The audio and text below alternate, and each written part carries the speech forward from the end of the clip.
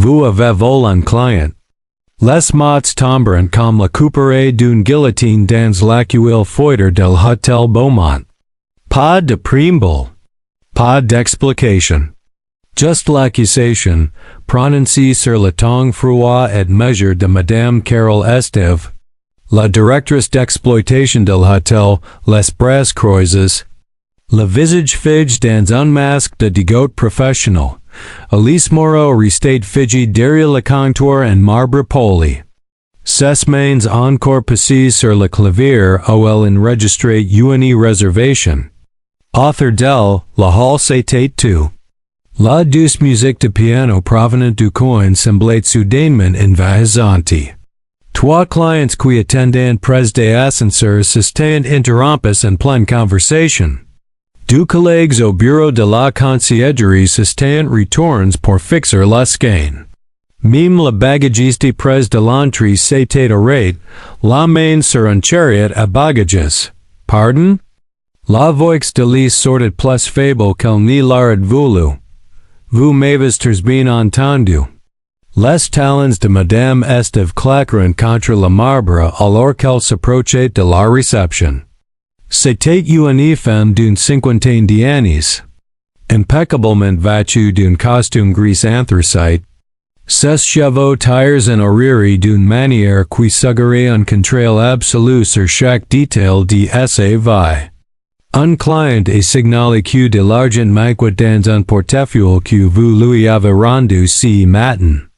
800 €. L'accusation flottait dans l'air comme de la fumée.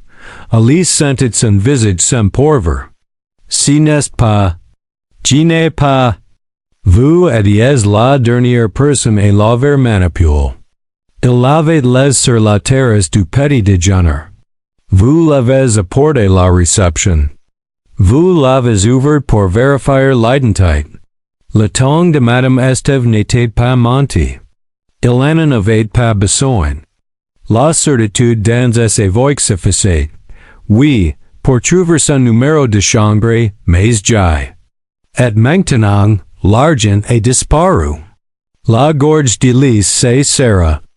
Elle sentait le poids de chaque regard dans ce hall. Le client qui consultait son téléphone près de la fenêtre observait maintenant ouvertement.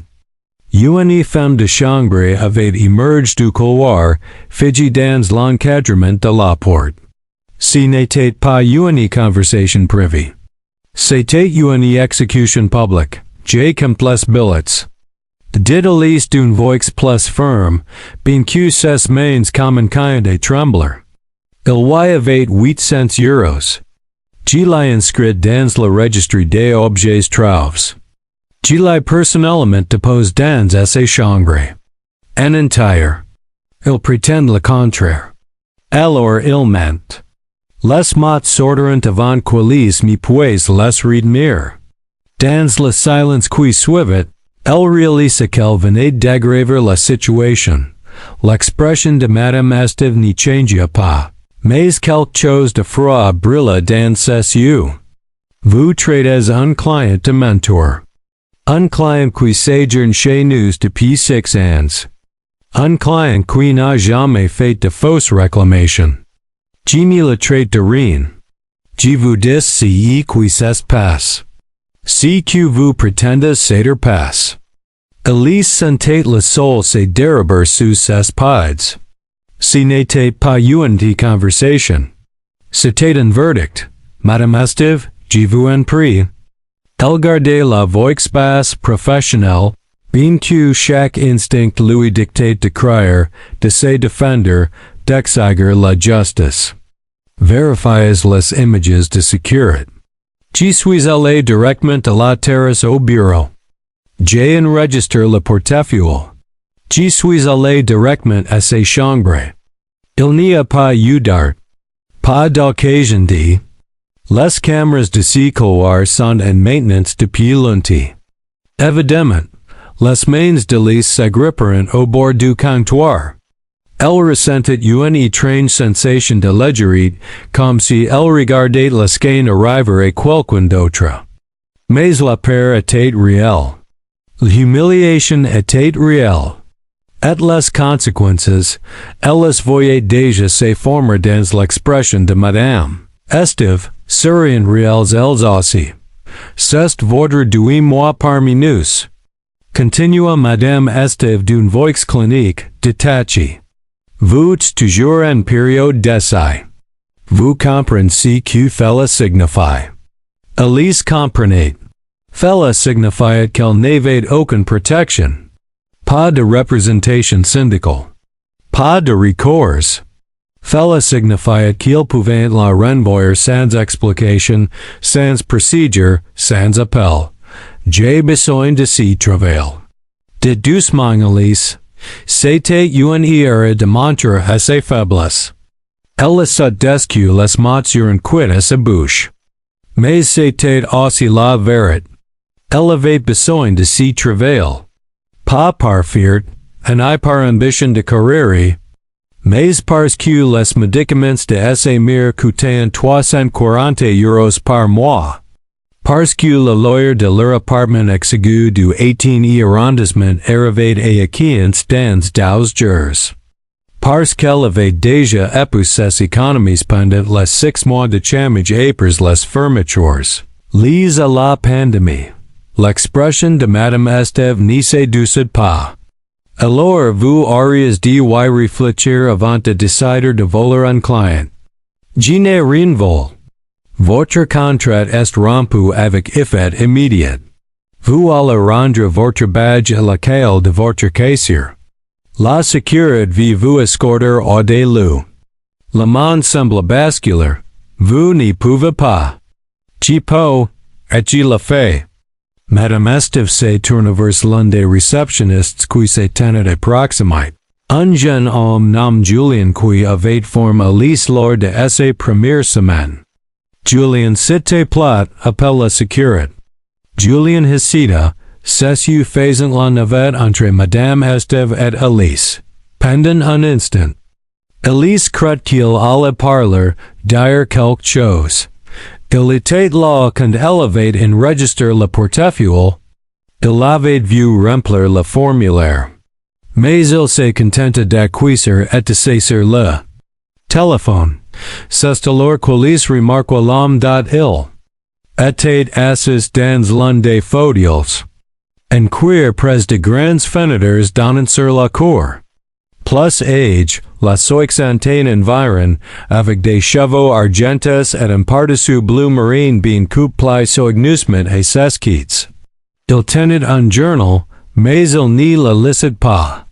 Il regardait. Pas avec la curiosité morbide des autres clients, mais avec une attention différente, concentrée, réfléchie. Acute value at rice.qunnd leurs regards se croiseront un bref instant, il ne détourna pas les yeux. Il continua simplement d'observer.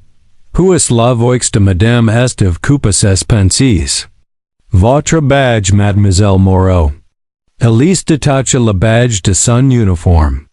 Ses doigts semblaient engourdis. Elle les posa sur le comptoir avec un léger clic. Et la quai. Elle fouilla dans ses poches, sortit la petite colle enlaitée de son casier et la posa à quitte du badge. Elle se sentait vide. Anéantie. La sécurité vous accompagnera pour récupérer vos effets personnels. Vous avez 5 minutes. La voix de Madame Estève ne porte aucune émotion, aucune satisfaction, aucun regret. C'était la voix de quelqu'un qui suivait une procédure. Et pour cela, vous n'êtes plus autorisé à vous trouver sur la propriété del hôtel. Toute tentative de contacter les clients ou le personnel sera considérée comme du harcèlement et signalée aux autorités. Est-ce que vous comprenez? Elise avait envie de hurler. Elle voulait exiger une audience équitable, insister sur ses droits, refuser de partir tant que personne ne l'écouterait. Mais elle n'avait aucun droit. Pas ici. Pas maintenant, je comprends. Dit-elle. Un agent de sécurité était dû apparu à ses quittes, Karim, qui l'avait toujours salué chaleureusement à son arrivée. Qui placentate avec elle sur le football et se plaignait des longues heures de travail. Maintenant, il n'y pouvait pas croiser son regard. Par ici, si vous plaît, mademoiselle. La traversée du hall semblait infinie. Chaque pas résonnait. Chaque client, chaque employé, chaque étranger de passage semblait l'observer, la juger, murmurer. Elle gardait la tête haute. À ce mire lui avait au moins appris cela, à n'y jamais laisser vous voir flancher. Mais à l'intérieur, elle s'effondrait. Le vestiaire était vide. Elle ressemblait à quelques fers. Un roman de poche, une hyper de collants de rechange, son chargeur de téléphone, la petite photo de ses mire qu'elle gardait scotchée à l'intérieur de la porte. Tout tenait dans son sac à main. Karim attendait près de la porte. Mal et las, passant son poids d'une paille sur l'autre. Je suis désolé. Dit-il doucement. Pour ce que vote. Qu'à n'y vote rien.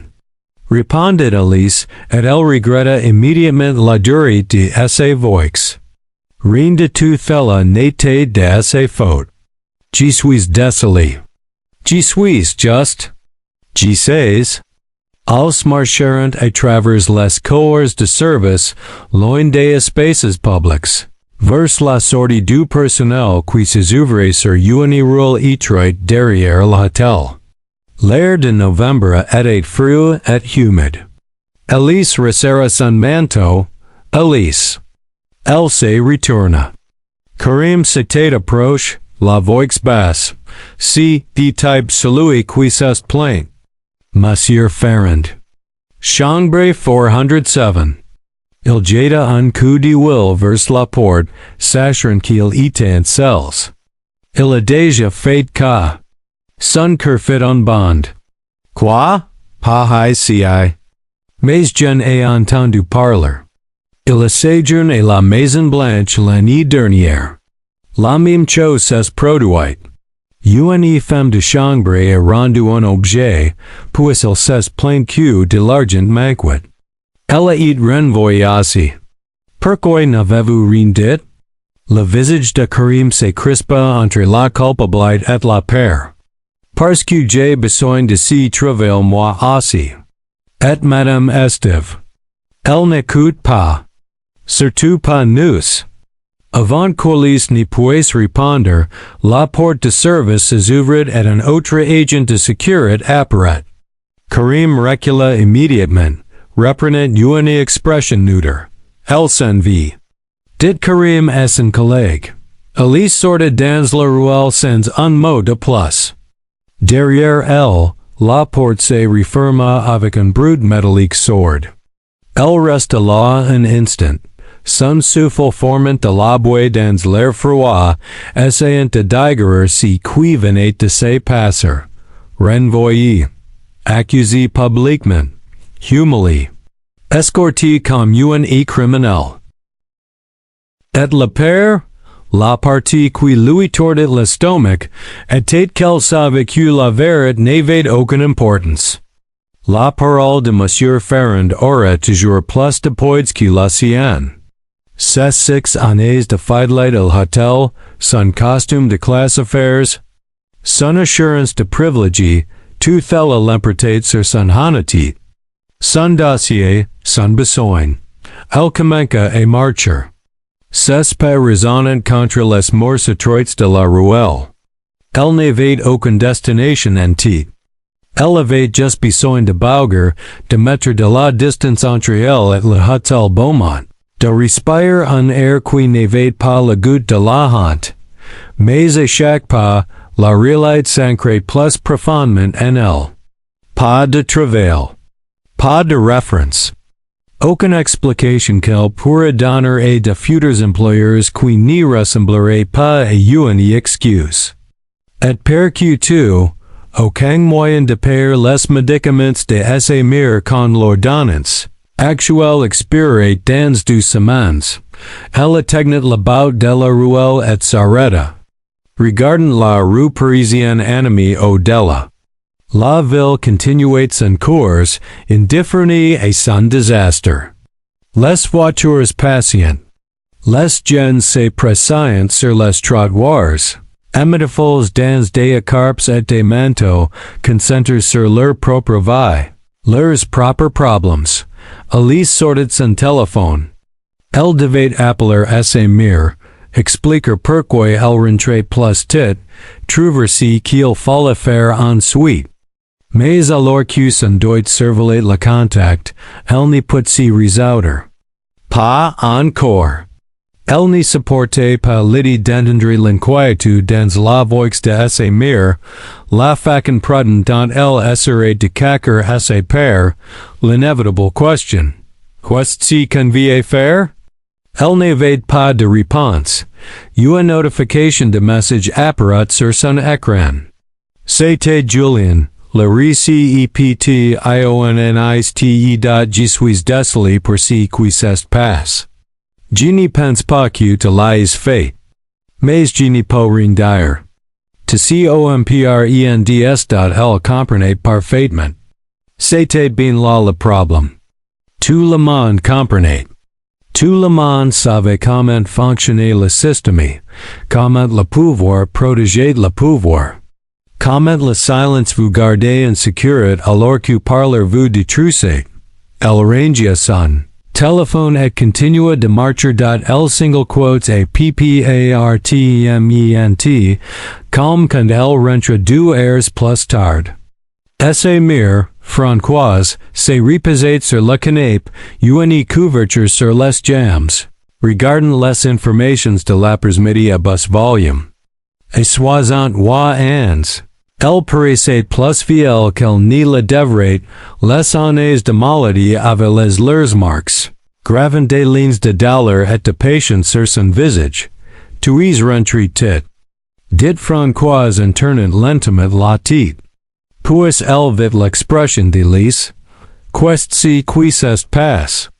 Elise posa son sac avec précaution, se offrant un instant de répit. J'ai été licenciée. Les mots semblaient irréels alors même qu'elle les prononçait. Le visage de Françoise se figea. Licenciée? Pourquoi? Elle s'en dit que j'avais volé l'argent d'un client. Elise s'assit dans la fauteuil en face de sa mère, son corps soudain lourd d'épuisement. Je ne l'ai pas fait. J'ai rendu son portefeuille. Il a prétendu qu'il manquait du liquide. Als l'ont cru. Est-ce que tu as expliqué? Ils ne voulaient pas d'explications. Ils voulaient que ce soit réglé rapidement et discrètement.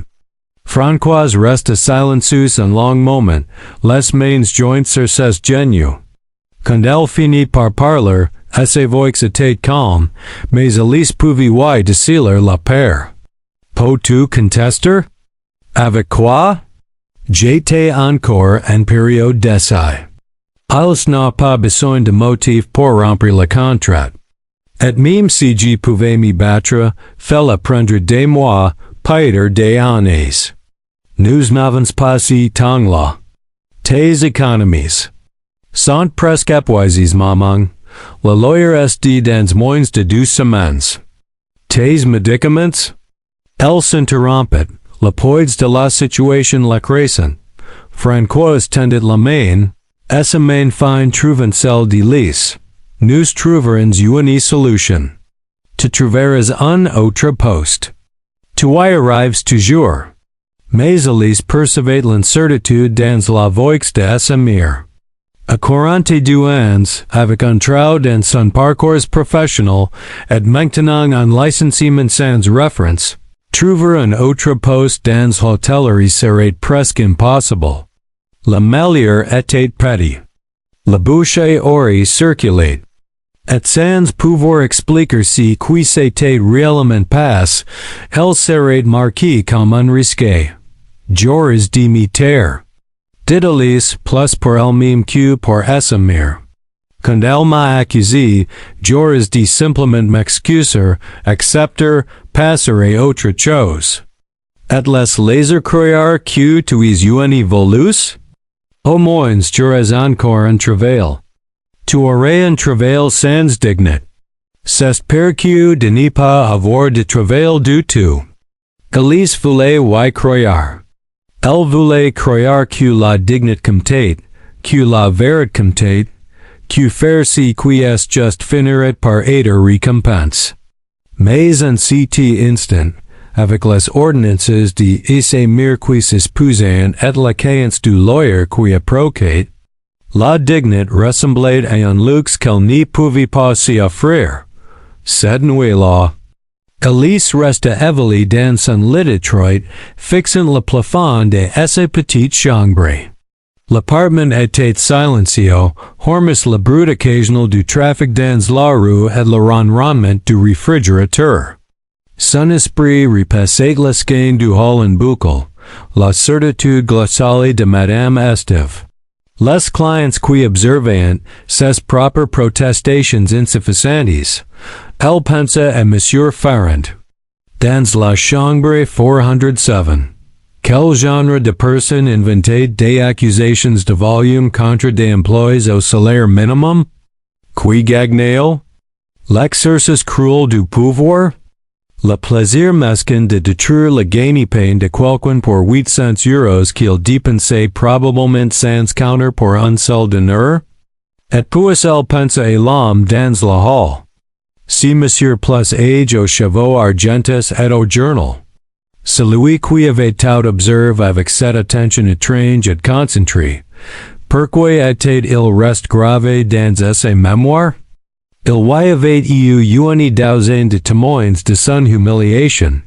Pourquoi celui-ci semblait-il différent? Elle chassa cette pensée. Cela n'avait pas d'importance. Plus rien n'en avait maintenant. Demain, elle commencerait à chercher du travail. Elle appellerait chaque hôtel, chaque restaurant, chaque entreprise à laquelle elle pourrait penser. Elle supplierait s'il le fallait. Quoi qu'il en coûte pour continuer à fournir les médicaments de ses murs et garder un toit sur leurs têtes. Mais ce soir, dans l'obscurité, elle se laissa envahir par tous les poids de l'injustice. Elle laissa les larmes couler silencieusement, le visage presque contre l'oreiller pour que ses murs ne l'entendaient pas. Le matin arriva trop vite. Elise s'efforça et sortit du lit, se doucha, s'habilla avec des vêtements propres comme si elle avait encore un endroit au haller. La routine était une armure contre le désespoir ses murs étaient déjà levés. Se déplaquant lentement dans la petite cuisine, préparant le café. Tu devrais te reposer. Dit Elise. Je me suis assez reposé. J'ai besoin de bouger. Françoise versa 2 tasses, ses mains tremblant légèrement. Quel est ton plan? Je vais sauter pour postuler en personne. Les candidatures en ligne ne mènent nulle part. Au moins si voyant mon visage si me rencontrant. Ils se souviendront peut-être de moi quand un poste se libérera. Prends un parapluie. Alice annonçant de la pluie. Elise fallait sourire devant cette préoccupation maternelle banale. Certaines choses ne changent pas, même quand tout le reste est single quotes, acute croulait date, all passe la matinée et marche dans la marais à Saint-Germain. Sartant dans chaque hôtel, café et restaurant dans l'apparence professionnelle, serait un emploi stable. La plupart n'avaient pas de postes vacants. Quelqu'un prirent son CV avec un désintérêt poli. Un directeur, dans un hôtel de charme près de la Seine, semblait sincèrement compatissant et l'interrogea sur son expérience précédente. L'hôtel Beaumont. Dit Elise prudemment. J'y suis resté 2 mois. Et vous êtes parti parce que. C'était le moment. Le test. Elle pouvait mentir, dire qu'elle voulait un poste avec plus de responsabilités. Ou que le trajet était trop difficile, ou n'importe lequel de ces fictions plausibles. Mais les mensonges finissent toujours par se dénouer, Il y a eu un désaccord avec la direction. Dit-elle finalement. Mon contrat a été rompu pendant ma période d'essai. L'expression du directeur change presque imperceptiblement. J'y va. Eh bien, nous garderons vos coordonnées dans nos dossiers. Elle savait ce que cela signifiait. Elle était passée de chercheuse d'emploi à risque potentiel en une seule phrase. En début d'après-midi, Elise avait épuisé la plupart de ses options dans les arrondissements centraux. Ses pieds la faisaient souffrir. La pluie avait commencé à tomber, légère mais persistante, traversant son manteau aux épaules. Elle se réfugia dans un café pour se réchauffer et faire le point. Le café était petit, rempli des restes du déjeuner. Des jeunes d'affaires s'y attardaient devant leur café. Des étudiants penchés sur leurs ordinateurs portables. Elise commanda un expresso qu'elle ne pouvait pas vraiment se permettre, trouva une e-table dans un coin près de la fenêtre. Elle sortit son téléphone et ouvrit son application bancaire. Le chiffre la divisait, €847. Le loyer était de €920. Les médicaments de SMR coûteraient au moins €340 et la prochaine prescription. Cela n'incluait pas la nourriture, les charges, ni le pass Navigo dont elle aurait besoin pour continuer à chercher du travail. Le calcul était simple et impitoyable. Sans revenu, elle avait environ 3 semaines avant que tout ni single quotes EFFONDRE dot son téléphone vibre. Un SMS d'un numéro inconnu. C'est Karim du Beaumont. J'ai appris quelque chose que tu devrais savoir. On peut savoir? Le rythme cardiaque d'Elise s'accéléra. Elle répondit rapidement. Le rythme cardiaque d'Elise s'accéléra. Elle répondit rapidement. Oh? La réponse arrive quelques secondes plus tard. Café Laurent, rue de Turenne. Vin Soul, elle se rassit, son expresso refroidissant devant elle. Que pouvait bien savoir Karim qui peut avoir de l'importance maintenant? Elle avait été renvoyée, escortée dehors, marquée comme volus. On n'y pouvait pas revenir là-dessus. Mais elle n'avait rien d'autre. Aucune piste, aucune perspective. Aucun plan au-delà des candidatures désespérées et de l'espoir qui s'amenuisait. Elle répondit, j'y serai là. Le café Laurent était niche dans une rue comme du 3e arrondissement. Le genre d'endroit de quartier où les habitués occupant les mêmes tables chaque soir. Et où le patron connaissait tout le monde par son nom. Elise arriva 10 minutes en avance. Balayant l'intérieur sombre du regard, elle a recherché de Karim dont il n'était pas encore là. Elle commanda un verre d'eau, et s'installa dans le coin du fond d'où elle pouvait surveiller la porte. Le café était à moitié vide. Quelques vieux messieurs jouant aux cartes, un couple partageant une bouteille de vin, une femme laissant un livre. A 1800 précises, Karim entra. Il la repéra immédiatement, mais ses yeux balayèrent de bord le café, vérifiant qui d'autre était là, avant de s'approcher de sa table. Merci d'être venu. Dit-il doucement en s'asseyant en face d'elle. Quoi s'agit-il? Karim regarda à nouveau autour de lui, puis se pencha en avant, gardant la voix basse. Ferrand quitte l'hôtel ce matin. Mais avant de partir, il y a eu un incident. Quel genre d'incident? Il s'est plaint à nouveau. Cette fois pour sa facture. Il a dit qu'on lui avait facturé un room service qu'il n'avait jamais commandé. Il a fait un scandale à la réception. Madame Est devait d'y intervenir. Elise sentit une colère froide monter en elle. Laisse-moi deviner. Il se sans excuses et en retire les frais. Mieux que Alice lui ont offered touts and séjours. 4 nuits. Plus de 2 000 euros. Évidemment. La mature de Karim se crispa. Mais voici le truc. Je suis retourne vérifier dans le système apers. Par curiosité, chaque frais sur ces factures était légitime. Le room service a été livré et signé. Mais Madame Esteve n'a même pas vérifié. Elle a juste suppose qu'il disait la vérité et que nous avions fait une erreur. Elle a fait la même chose avec moi. Je sais. C'est pourquoi que j'étais disca. Karim sortit son téléphone, tapota l'écran quelques fois, puis le tourna vers elle. J'ai pris une photo de quelque chose. Le registre des objets trouves. Du matin tu as et viré. Elise regarda l'écran. C'était une photo de l'entrée manuscrite qu'elle avait remplie en enregistrant le portefeuille différent. L'entrée était claire, portefeuille en cuir marron. 407. Contenu. Carte d'identité, cartes de crédit, 800 euros en espèces. Rendu au client et 09H47. Moreau.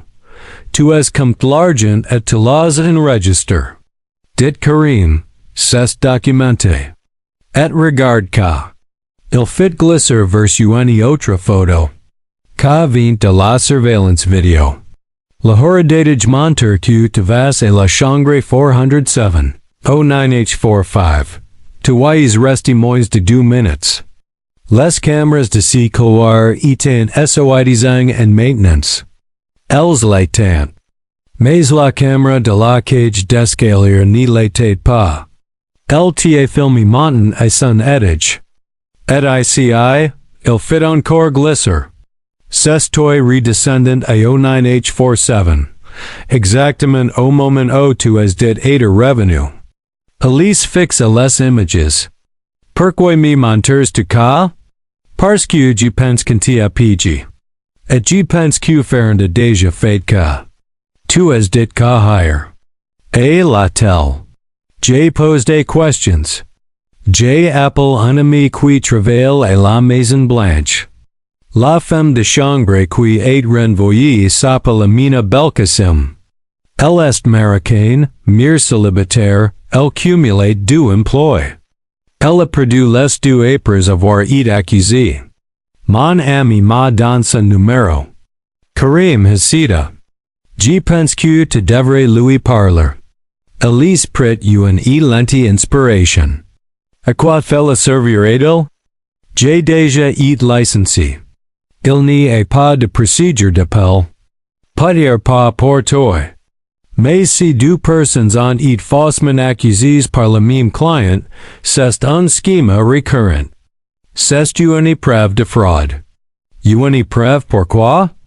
À qui l'appartirait-il? Et la police? Alice se moquant des litiges du travail. Et la a-t-elle? Alice ont déjà pris leur décision. Je ne sais pas. Admit Karim, mais n'y rien faire garantir qu'il s'en sortira. Et qu'il recommencera avec quelqu'un d'autre.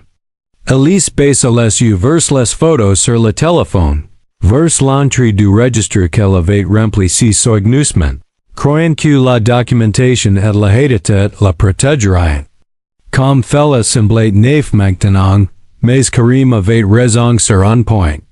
Si elle ne faisait rien, Farron continuerait. Un autre hôtel, un autre emploi, une autre vie brisée. Le système protégeait les gens comme lui, riches, privilégiés, sans poser de questions, alors que les gens comme elle et Amina étaient jetables. Envoyons ces photos. Dit enfin Elise, et le numéro d'Amina. Karim acquiesca, pianoant sur son téléphone.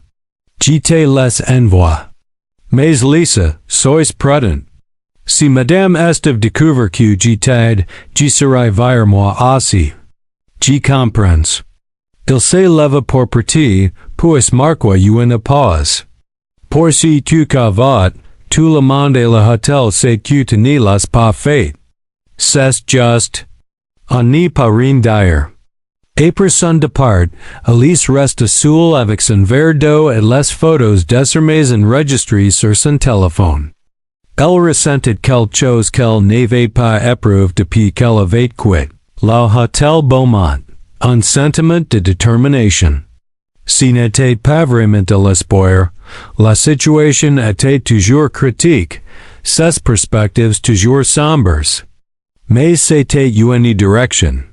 Un chemin vers l'avant, même si elle ignorait au moment. Elle afficha le contact que Karim avait envoyé et rédigia un message pour Amina Belkacem.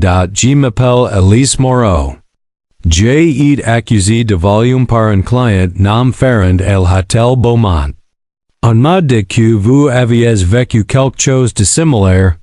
Seriez-vous prêt à en parler? La réponse fut plus rapide qu'elle ne l'espérait. Oui. Demain matin? 10h? Il y a un parc près de chez moi. Le parc de Belleville. Alice répondit. Je serai là. Le parc de Belleville. Traînait sur une colline du 20e arrondissement. Offrant une vue imprenable sur tout Paris. Par temps clair on pouvait voir la ville entière. Aujourd'hui, le ciel était couvert, la vue embrumée par le brouillard. Mais le parc conservait une air digne tranquille. Alice trouva Amina assise sur un banc près de l'air de jeu. Regardant deux jeunes enfants sur les palanquois. Une fille d'environ 6 ans et un garçon qui ne devait pas avoir plus de 4 ans. Amina? Alice s'approcha prude la femme se tourna. Elle était dans la trentaine, les cheveux noirs attachés en une queue de cheval pratique, avec des yeux qui expérimentent à la fois la lassitude et la méfiance. Lisa? Oui, merci de me recevoir. Amina désigna le banc d'un geste. Asseyez-vous. Mes enfants jaunes. Nous avons du temps. Pendant un moment, elles restèrent assises en silence, regardant les enfants. Le petit garçon cria maman, regarde. En se balançant plus haut, il est magnifique. Dit Alice. Il est le santos les deux.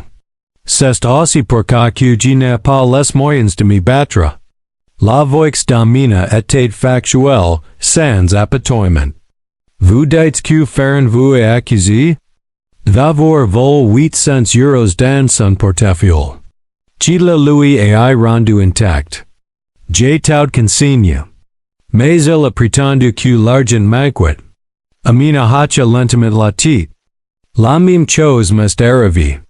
Il y a 15 mois. J'ai travaillé comme femme de chambre à la Maison Blanche. J'ai trouvé son téléphone dans la salle de bain. Je l'ai apporté à la réception. Le lendemain, il s'est plaint que de l'argent manquait dans le coffre-fort de sa chambre. 500 euros. Il a dit que j'avais dû le prendre pendant que je faisais le ménage. Mais vous ne l'avez pas fait. Bien sûr que non. Mais qui croit la femme de chambre plaida que l'homme d'affaires. Allez-vous en licencier? Immédiatement. Pas d'inquiète. Pas de questions. Juste la sécurité qui m'escorte dehors. Les mains d'Amina se crisperont sur ses genoux. J'avais un autre emploi à l'époque, je nettoyais des bureaux la nuit. Mais quand mon employeur a appris que j'avais été viré par volume, il m'a laissé partir aussi. J'ai été au chômage pendant 4 mois. J'ai perdu mon appartement. J'ai déménagé chez ma sœur à Saint-Marie. C'était. Elle marqua une pause, la voix étranglée. C'était humiliant. Je suis désolé. Ne soyez pas désolé. Soyez en colère. Amina se tourna pour la regarder droit dans les yeux. C'est ce que j'ai appris. Le regret ne change rien. Mais la couleur pas être utile si vous la dirigez dans la bonne direction. Je suis en colère. Dit Elise, mais je ne sais pas quoi en faire. Je n'ai pas de preuve qu'il ment. Juste ma parole contre la sienne. Vous m'avez maintenant. Deux accusations, deux heddles difference. C'est un mode opératoire. Si n'est toujours pas une preuve. Amina reste silencieuse un instant. J. tout garde. Après avoir été licencié, je demande mon dossier personnel, le rapport d'incident, des copies des registres. Je savais que je ne pouvais pas me battre à l'époque. Je n'avais pas d'argent, pas d'avocat, pas de temps. Mais je tout garde. Au cas où. Au cas où quoi? Au cas où quelqu'un d'autre se manifesterait. Au cas où il y aurait une chance de le démasquer. Elle sortit son téléphone. J'ai des photos de tout. Je peux vous les envoyer. Elise sentit quelque chose bouger dans sa poitrine. Pourquoi m'haïteriez-vous? Vous ne me connaissez pas. Parce que je sais ce qu'on ressent. Et parce que si nous ne nous aidons pas les uns les autres, personne ne le fera. Les photos arriveront dans la messagerie de les documents, reports d'incidents, captures d'écran de dossiers du personnel. La preuve qu'Amina avait tout fait correctement et qu'elle avait quand même été détruite. Qu'est-ce qu'on fait de tout cas? Demanda Alice. Je ne sais pas encore. Mais nous l'avons. C'est plus que si que nous avions hier. Elles échangèrent leurs numéros, promirent de rester en contact. Alors qu'Alice redescendait la colline vers le métro, elle sentit le poids de la responsabilité s'installer en elle. Ce n'était plus seulement à sa propre situation. C'était pour Amina, pour la prochaine personne qui ferait ciblerait.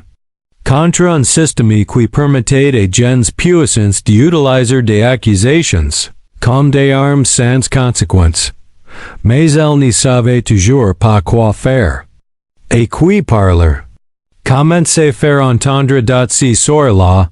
Elise était assise à sa petite table de salle à manger. Son ordinateur portable ouvert devant elle. Les documents et les photos étaient sur la surface. Sa mère s'était couchée, épuisée par une journée difficile. L'appartement était calme, hormis l'abordement du trafic extérieur. Elle avait pas d'airs et tout organiser, son propre registre. Les hors-datages de surveillance fournis par Karim.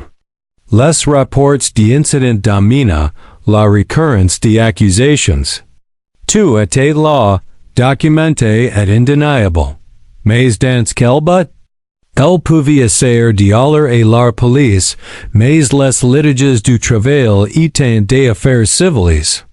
Elle pouvait contacter un avocat en droit du travail, mais cela coûterait de l'argent qu'elle n'avait pas et prendre un temps qu'elle ne pouvait pas se permettre. Elle pouvait essayer d'aller voir la presse, mais sans preuve vidéo ou confession.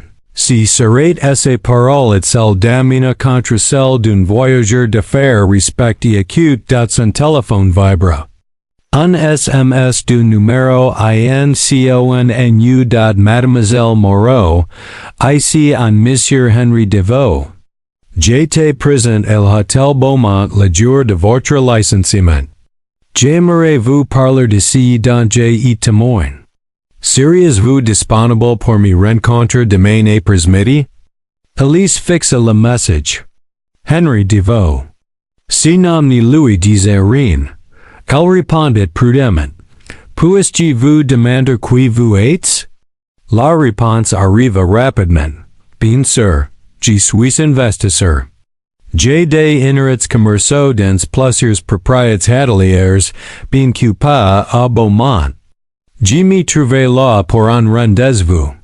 J'ai observé la situation avec intérêt et j'aimerais en discuter davantage, si vous le voulez bien. Un investisseur. Quelqu'un sans lien avec l'hôtel. Que pouvait-il bien vouloir? Elise Hasida, puis tapa. Oet cond? Le jardin d'hiver. C'est un café près du parc Monceau. Domaine A14H, si fella vous si onvient dot g serilo. Papers avoir envoy le message, Elise Rasset. Fella pouvin tre rien. Un curio, quelqu'un cherchant des potens. O pahiter meme quelqu'un envoy par la tel, pour évaluer si elle comptait faire des vagues. Mais stella pouvait aussi être quelque chose et pour l'instant, si quelque chose était tout si qu'élevate. Le jardin d'hiver était élégant sans être ostentoire. Murs crème, hautes fenêtres, petites tables de marbre disposées avec soin. C'était le genre d'endroit où laisser-faire se traitait en calmement author d'un café cateau. Elise arriva à 1400 précises. Portant ses milers vêtements d'entretien, les chevaux soigneusement attaches. Elle le repara immédiatement. L'homme du hall de la hôtel, avec ses chevaux argentés et son regard si rude et il se leva et s'en approche. Mademoiselle Moreau. Merci d'être venue. Je vous en prie, asseyez-vous. Elle s'assit, l'étudiant attentivement. Il était vêtu d'un costume sombre, bien coupe, avec l'élégance discrète de quelqu'un qui est de l'argent, mais n'a pas besoin de l'exposer. Vous avez dit avoir été témoin de ce qui s'est passé à l'hôtel. Dit Elise, d'assonant que la franchise était la meilleure approche. En effet, j'attendais un collègue quand l'incident s'est produit. Il s'interrompit alors que serveur s'approchait. Commanda du café sans lui demander son avis, un petit geste de contrôle qui ne lui échappa pas. J'ai observé tout la change. L'accusation de votre directrice, votre défense, votre licenciement. Alors vous savez que j'ai humilié renvoyé sans une audience équitable. Je sais que c'est ce qui semble se passer, oui. Semble se passer? Je suis dans les affaires depuis 40 ans, Mademoiselle Moreau. J'ai vu beaucoup de choses. Et j'ai appris que ce qui semble vrai dans les moments publics n'est pas toujours toute l'histoire. Il se recule légèrement. Dites-moi ce qui s'est réellement passé. Depuis le début. Elise raconta tout. Elle lui parla de la découvre du portefeuille sur la terrasse, de l'enregistrement, du comptage de l'argent, de la remise dans la chambre de Feraient. Elle lui parla des informations de Karim, d'Amina, de la répétition des accusations. De vos écoutes sans l'interrompre, l'expression neutre. Quand elle eut fini, elle resta silencieux un long moment. Êtes-vous avec de la documentation sur tout cela? Un peu. L'entrée du registre. Les hors-d'étages de surveillance. Le rapport d'incident d'Amina de l'autre hôtel. Puis-je les voir? Elise sortit son téléphone, lui montra les photos envoyées par Karim. Les documents fournis par Amina. Il étudia chacun d'eux avec soin. Sans que son expression ne laisse rien paraître. Pourquoi me montrez-vous cela? Demanda-t-il enfin. Parce que je ne sais pas quoi d'autre en faire. Je n'ai pas d'argent pour un avocat. La police ne s'en s'occupe pas. L'hôtel est déjà pris à ses décisions. Mais vous avez demandé à me voir. Alors je vous demande, pourquoi? De vous reposer doucement le téléphone. Je demande à vous voir parce que j'ai reconnu quelque chose dans la façon dont vous avez agir cette situation. De la dignité dans la humiliation. De la retenue sous l'accusation. Ce sont des qualités rares. Elles n'ont pas sauvé mon emploi. Non. Mais elles m'ont dit que vous étiez quelqu'un qui valait la peine d'être aidé. Elise sentit une lueur d'espoir, vite reprimée. Pourquoi m'aideriez-vous? Vous ne me connaissez pas. Vous n'avez aucun intérêt dans cette affaire. Gai tu interit. Esse voix etate com mais firm. G pas ma via travailer dans l'industrie hôtelière. J investis dans des hôtels parce que j'y crois qu'il d'être des lieux de dignité et de service. Quand j'y va thella corrompu, quand j'y va des emplois traits comme des objets jetables, quand j'y va des clients abusers de leur pouvoir, fella m'offense. Personnellement et professionnellement. C'est très noble. Mais thella n'y change pas ma situation. Pas RQC. Devo mettre la main dans sa veste et en sorte une carte de visite. Je ne suis pas seulement un investisseur, mademoiselle Moreau. Je suis l'actionnaire majoritaire d'un groupe hôtelier qui comprend sept établissements à Paris. L'un est la Maison Blanche, où Madame Belkacem était employée. Elise le souffle coupe. Vous possédez l'hôtel qui est licencié Mina? En effet. Au platit, ma société le possède. Je n'étais pas au courant de ces situations à l'époque. Ces questions opérationnelles ne remontent généralement pas jusqu'à mon niveau. Mais maintenant que je le suis très intéressé de comprendre ce qui se passe. Pourquoi? Parce que ce que vous me dites est vrai, et la documentation le suggère. Alors nous avons un client qui escroque délibérément nos établissements et détruit nos emplois. Ce n'est pas seulement moralement répréhensible. C'est un risque juridique. Donc c'est pour protéger votre entreprise. C'est pour les deux. Je peux protéger mon entreprise et vous aider en même temps. Ces intérêts ne sont pas mutuellement exclusifs. Elise voulait le croire. Mais elle avait appris ces derniers jours, à quel point les promesses des jeunes puissants pouvaient s'évaporer rapidement. Qu'est-ce que vous proposez? D'abord, je veux rassembler plus de preuves. Je vais demander à mon équipe juridique d'examiner ce que vous m'avez montré et d'enquêter davantage. Si nous pouvons établir un schéma clair de fraude, nous aurons des motifs pour agir. À la fois, pour protéger les futurs emplois et potentiellement pour engager des poursuites pénales contre M. Ferrand. Et pour moi? Qu'en est-il de ma situation actuelle? L'expression de dévot séduit légèrement. Je ne peux pas annuler ce qui se passe au Beaumont. Je n'ai aucun autorité là-bas. Mais je peux vous garantir un poste dans l'un de mes établissements. Un vrai poste avec un contrat au-delà du salaire de période d'essai. Et je peux m'assurer que Madame Belkacem retrouve son ancien poste, avec des excuses et le rappel des salaires pour le temps où elle est sans emploi. C'était plus que ce qu'Elise avait aux espoirs. C'était aussi dont elle avait besoin. Mais quelque chose en elle hésitait. Pourquoi? Demandait-il encore. Vous pourriez juste inquiéter discrètement, dire qu'à en interne. Pourquoi m'impliquer? Parce que vous méritez d'aller jusqu'au bout. Parce que vous avez été laissé et que vous avez le droit de participer à la réparation. Il marque une pause. Et parce que je pense que vous êtes quelqu'un qui sait s'occuper de la justice, pas seulement de son intérêt personnel. Je pense que vous voudrez vous assurer que cela n'arrive à personne d'autre. Il avait raison. C'était exactement ce qu'Elise voulait. Qu'attendez-vous de moi? Votre coopération. Votre volonté de témoigner si cela s'avère nécessaire. Et votre patience.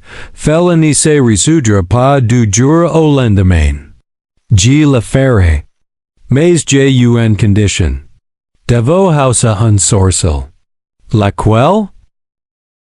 Quel que soit le poste que vous me proposez, je veux le mériter honnêtement. Pas de traitement de faveur, pas de raccourcis. Just une chance équitable.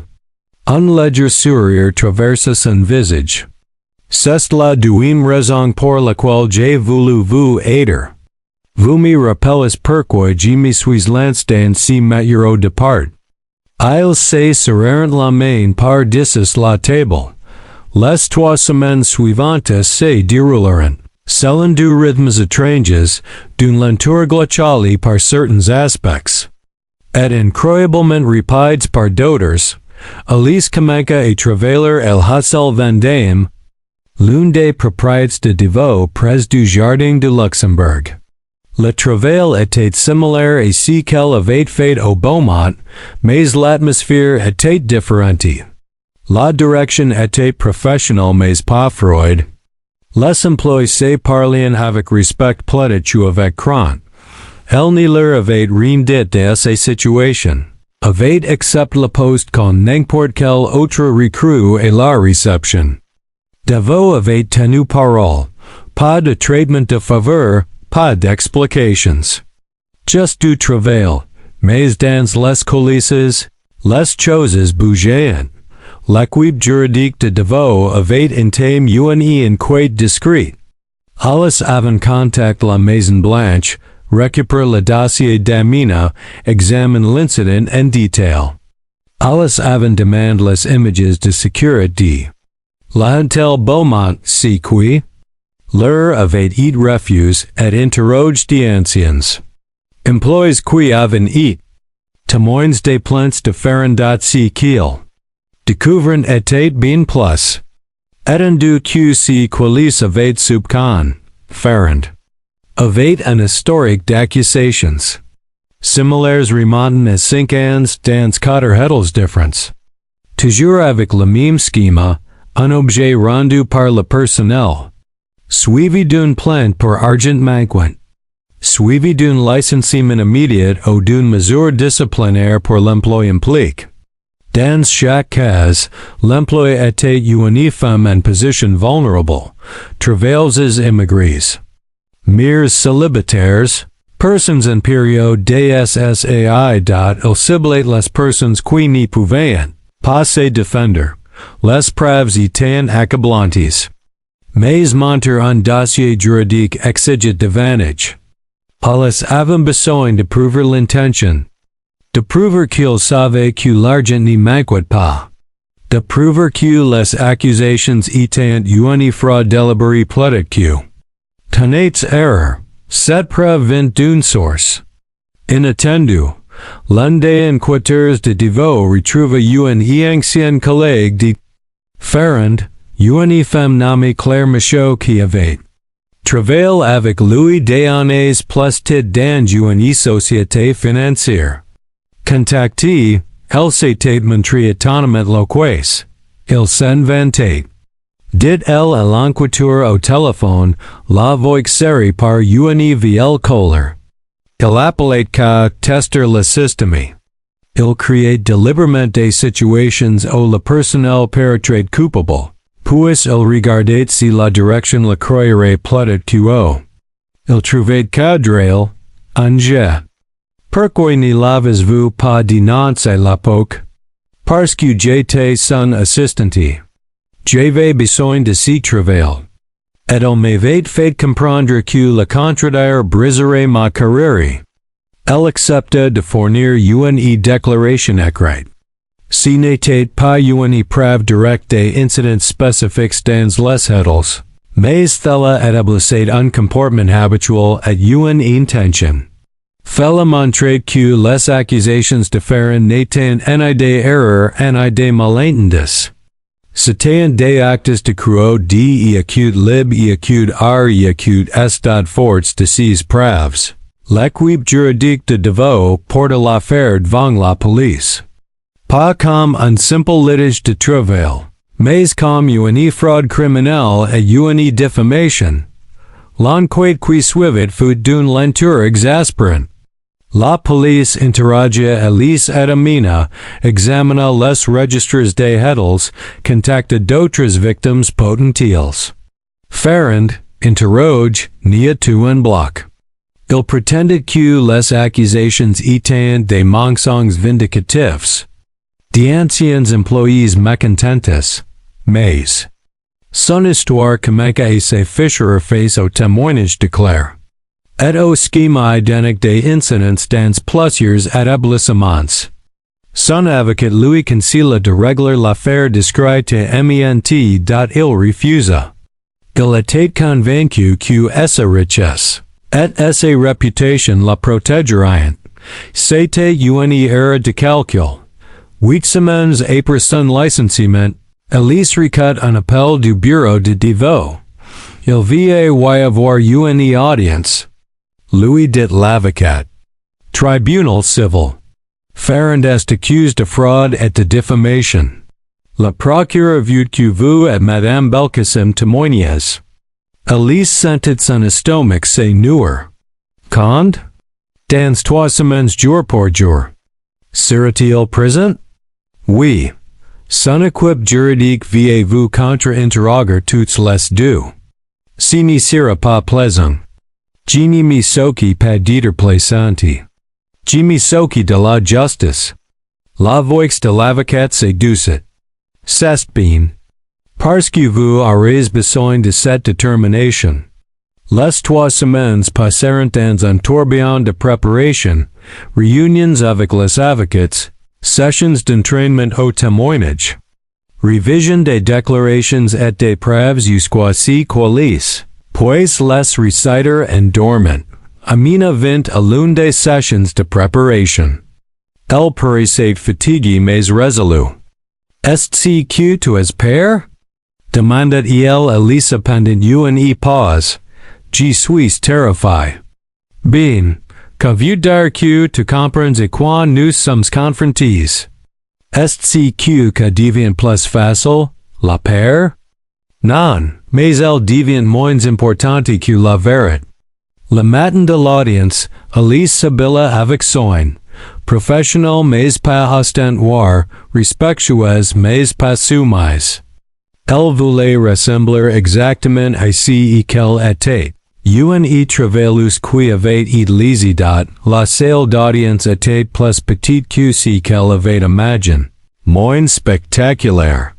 Des bancs en bois simple, un éclairage fluorescent, une estrade pour le juge. Feraient était assis avec ses 2 avocats à une table, portant un costume cateau et une expression dénuée agace. Il ne regarda pas Elise quand elle entra. L'audience dura 6 heures. Elise témoigna la première, relatant les événements de ce matin-là au Beaumont avec une précision méticuleuse. L'avocat de Feraient essaya de la déstabiliser. Suggéra qu'elle avait pu mal contre l'argent. Insinua que ses difficultés financières étaient immobiles. Demanda pourquoi elle avait attendu si longtemps pour se manifester. Mais les preuves étaient indéniables. Le registre. Les horadatages.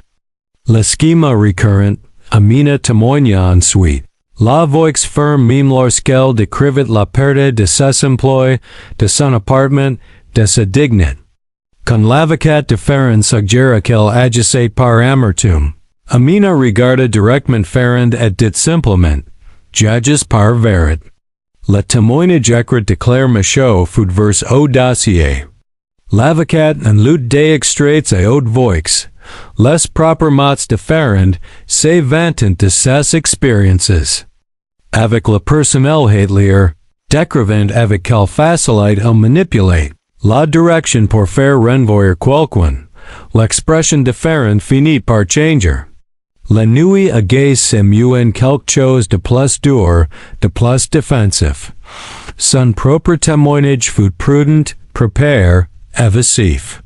Il prétendait ne pas se souvenir d'incidents spécifiques. Il suggéra que les femmes étaient confuses. Il insinua que sa position et sa réputation devraient parler d'elles-mêmes. La juge, une femme d'une soixantaine d'années, aux cheveux gris acier et à l'expression impénétrable, écouta tout sans commentaire. À la fin de la journée, elle ordonna aux 2 parties de revenir une semaine plus tard pour le verdict. La semaine qui suivit fut atroce. Elise essaya de se concentrer sur son travail et la hôtel Vendôme, de s'occuper l'esprit, mais chaque moment de calme se remplissait de spéculations anxieuses. Et si le juge donnait raison à feraient? Et si ces avocats trouvant un vice de forme, un échappatoire procédural? Et si la richesse et le statut gagnaient encore, malgré tout?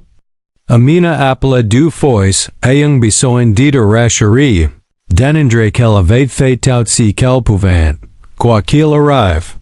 Lui dit Alice, nous avons dit la vérité. Fais le doigt-counter pour quelque chose. Est-ce le cas? Dans mon expérience, la vérité est moins importante que le pouvoir. Alors, elle est peut-être temps de changer cette expérience. Le matin du verdict, la salle d'audience était plus bondée. Le mot avait circulé, des journalistes occupant les derniers rangs. Des représentants des syndicats hôteliers étaient dans la galerie. Et même quelques anciens employés des hôtels au feraient avaient séjourné étaient venus assister à la scène. Le juge entra. Et le silence s'est fait. Elle n'y perdait pas de temps.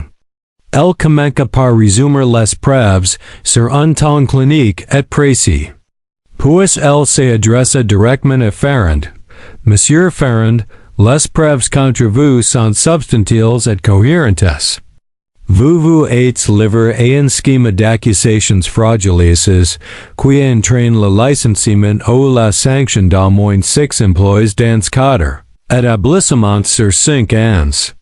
Vos actions étaient délibérées, calculées et dévastatrices pour les personnes impliquées. L'avocat de Feraient se leva. Votre honneur, nous maintenons que. Asseyez-vous, maître. Je n'ai pas fini. La voix du juge était tranchante. Si tribunal conclut que vous, monsieur Feraient, avez commis une fraude et une diffamation contre les plaignantes. Il vous est ordonné de verser des dommages intérêts d'un montant de 50 000 euros à mademoiselle Moreau et de 50 000 euros à madame Belkacem. De plus, vous adresserez des excuses formelles écrites à chaque femme ainsi qu'à la direction de chaque hôtel, où vous avez porté de fausses accusations. Le visage de Feraient était devenu livide, en outré. Continua le juge, je recommande que ce dossier soit transmis au parquet pour des poursuites pénales. Vos actes constituent un harcèlement et une fraude qui dépassent le cadre du simple litige civil. Un murmure parcourait la salle. Elise sentait des larmes lui brûler les yeux, mais elle ne les laissa pas caler. À quitte d'elle, l'avocat souriait. Mais le juge n'avait pas encore terminé. Je tiens à dire un mot aux plaignantes. Elle regardait directement Alice et Amina. Ce que vous avez fait était un abus de pouvoir. Vous avez été ciblés parce que vous étiez vulnérables. Parce que le système protégeait la richesse plus que l'intégrait. Parce que parler semblait plus dangereux que de se taire. Mais vous avez parlé malgré tout. Vous êtes battus malgré tout. Fallait demander un courage que ce tribunal reconnaît et respecte. Quand elles quittèrent la salle d'audience une heure plus tard, Elise se sentait plus légère qu'elle ne l'avait été depuis des mois. Ce n'était pas une victoire totale, le mal avait été fait, l'humiliation ne pouvait être effacée, et 50 000 euros ne pouvaient restaurer le temps perdu ou la dignité volée. Mais il y avait une justice. Une justice imparfaite, tardive, durement acquise. Amina la serra dans ses bras sur les marches du tribunal. On l'a fait. On l'a fait. Et maintenant? Maintenant, nous vivons nos vies. Et nous souvenons que le système n'est pas toujours juste, mais que parfois on peut le forcer à l'autre. 3 mois plus tard, Alice travaillait toujours à l'hôtel Vendôme. Elle avait été promue chef d'équipe, non par faveur spéciale, mais parce qu'elle avait mérite. Amina était retournée à la Maison Blanche. Où elle formait les nouveaux employés, sachant discrètement que les plaintes contre le personnel. faisant l'objet d'enquêtes sérieuses, le nom différent avec. Circule discrètement parmi les associations de directeurs d'hôtels. Il n'était plus le bienvenu dans la plupart des grands établissements parisiens. Sa réputation, soigneusement cultivée sur des décennies, était irrévocablement turnée et l'argent, les 100 000 euros qui leur avaient attribués, avaient tout changé pour les deux femmes. Elise avait payé les factures médicales de sa mère pour l'année. Securis leur appartement et même commencé à partner pour la première fois de sa vie d'adulte. Amina avait installé sa famille dans un logement plus grand et inscrit, ses enfants dans de meilleures écoles, mais plus que l'argent, plus que les jugements, ce qui restait à Elise était autre chose. Par une soirée calme de mars, elle recut une lettre manuscrite. L'adresse de l'expéditeur était celle du bureau de Henri Deveau. L'intérieur se trouvait une brève note. Mademoiselle Moreau, je tenais à vous remercier personnellement pour le courage dont vous avez fait preuve en recherchant la justice. Vos actions ont conduit à des réformes dans tous mes établissements, de nouveaux protocoles pour le traitement des plaintes des employés, des enquêtes obligatoires avant tout licenciement, et une formation pour les cadres sur la reconnaissance, et la prévention des abus de pouvoir. Aucun de ces changements ne serait survenu sans vous et Madame Belkacem, vous m'avez rappelé pourquoi la dignité est importante. Non seulement comme un principe abstrait, mais comme une nécessité pratique dans tout système qui prétend valoriser l'équité, avec respect et admiration. Henri Deveau les plia soigneusement la lettre et la rangea dans le tiroir de son bureau. Si sur la, elle écrivit dans son journal, une habitude prise dans les semaines suivant l'audience, un moyen de déguer tout ce qui s'était passé. Aujourd'hui, quelqu'un m'a demandé si je regrettais d'avoir rendu ce portefeuille. Si je l'avais juste ignoré, je n'aurais jamais été accusé, jamais licencié, je n'aurais rien vécu de tout cela. Mais je ne le regrette pas. Pas le moins du monde. Parce que faire ce qui est juste n'était pas l'erreur. C'est le système qui m'a puni pour cela qui était l'erreur. Et maintenant ce système, au moins dans une certaine mesure, a change. J'ai appris quelque chose ces derniers mois. La justice n'est pas quelque chose qui arrive simplement. C'est quelque chose pour lequel il faut se battre, même quand se battre semble impossible. Surtout à ce moment-là, la dignité ne consiste pas à ne jamais être humilié. Elle consiste à refuser de laisser cette humiliation vous dire finir dot at la vérité mérite d'être défendue. Même quand personne d'autre n'y croit, surtout. À ce moment-là, elle ferme le journal et regarde par la fenêtre de son appartement. Paris s'étendait devant elle, indifférente et magnifique. Plein d'injustice et de possibilités à parts égales. Quelque part dans cette ville, quelqu'un d'autre était accusé injustement, renvoyé sans audition. Écrit par un système qui valorisait le pouvoir plus que la vérité, mais ailleurs, quelqu'un refusait de garder le silence. Quelqu'un documentait, rassemblait des preuves, trouvait des alliés. Quelqu'un se défendait. L'œuvre de la justice n'était jamais terminée. Mais elle se poursuivait. Un cas, une personne, un acte de courage et la foi et fella, pensa Elise, était une base suffisante sur laquelle bâtir il le fallait bien.